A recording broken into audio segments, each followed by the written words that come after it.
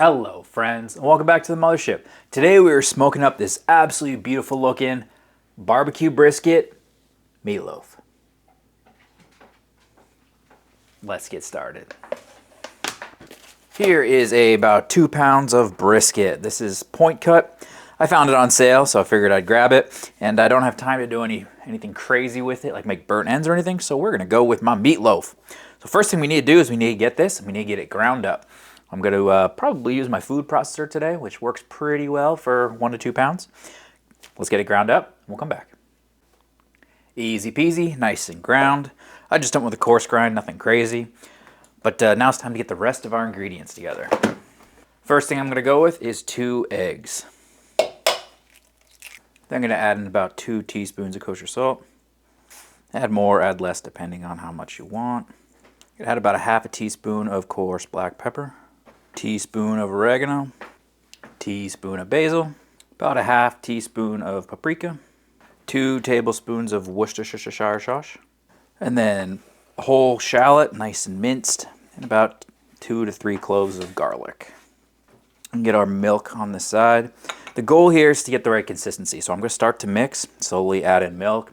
If I need to get a little bit more of the right texture, then add a little more breadcrumbs. The idea is milk's going to make it more sticky and looser. Breadcrumbs are going to bring it all together. So let's start by just getting a nice rough mix here without adding in any milk. I kind of just keep folding everything on top of each other. Do that over and over, and eventually you'll get to where you want to go.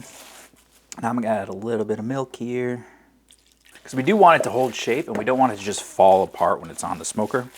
So it's kind of you don't want it as loose as like a smash burger that's basically put together. We want it to be more like a big old meatball. Not sticky enough, so let's add some more of those breadcrumbs in. Let's see if I mold it. Stays together pretty well. I think that's about good. All right, so there is our meatloaf mix. Now to mold our meatloaf, the first thing I'm going to do is put down a nice sheet of butcher paper. This is what I wrap my briskets in. Not butcher paper, pink paper, peach paper. Basically, this just allows me to move it around easier. So, butcher paper, peach paper. God, I gotta stop. I gotta say the right thing here. Then we're gonna take take our brisket loaf, and all we wanna do is just form it into a right shape. So I'm looking for about 3 inches high.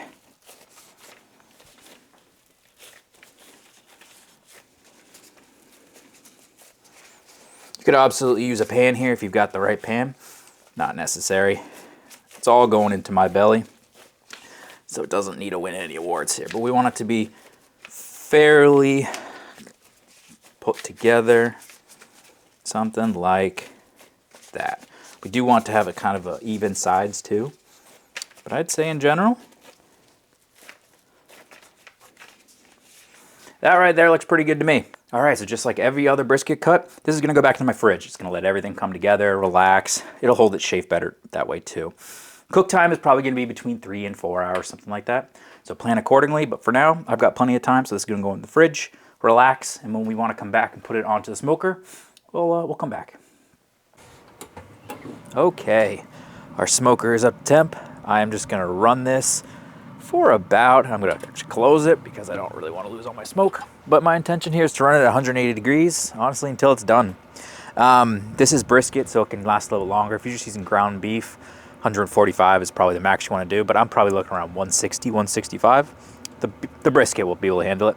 But let it do its thing. At some point, we're going to come back and we're going to start basting it in barbecue sauce. But for now, let it do its thing. Run it at 180. Like I said, this process is between 3 and 4 hours probably. Okay, we're a little over 3 hours in, and we just hit an internal temperature of 145. What I'm going to do now is baste it in barbecue sauce, and I'm going to do this just about every 20 minutes or so until it hits an internal of 160 to 165. Like I said, if you're doing this same recipe and you're using brisket, you're good to go.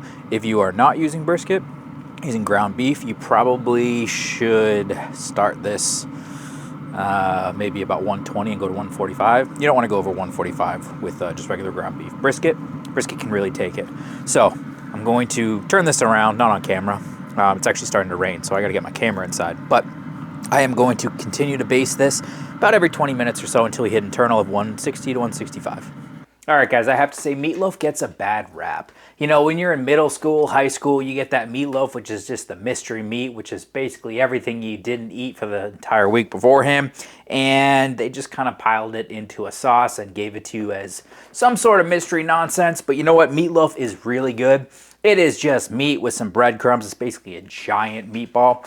And when you add brisket into the mix and you add a little bit of barbecue sauce and you add in a little bit of low and slow cooking, you're gonna get something really good on the other end. And this is one of my favorite cooks. You know, I usually have a lot of brisket trimmings left over. This time around, I found a really good cut of brisket for basically nothing at the grocery store, and I didn't have any idea of what to do with it. I didn't have a party to cook for, but I thought, you know what, this would be a really good time to just cook a meatloaf because it's really cold, it's really nasty outside, this is good comfort food. We've got our smoke ring, and I think honestly, I've talked too much. It's time to just give the old-fashioned taste test. This is a really good cut here. I can see some garlic, I can see some onions. It looks really good to me. Yep, let's give the old-fashioned chomp, see how we did.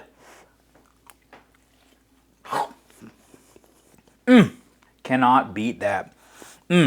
But I'd love to hear from you guys down below. Do you guys ever make meatloaf? Let me know what your thoughts are. I would love to know if you've done this one, if you like it, if you do it differently, do you use different types of ingredients? But most importantly, guys, get out there and cook something absolutely fantastic. And I'll catch you on the next UFO barbecue. Bye-bye.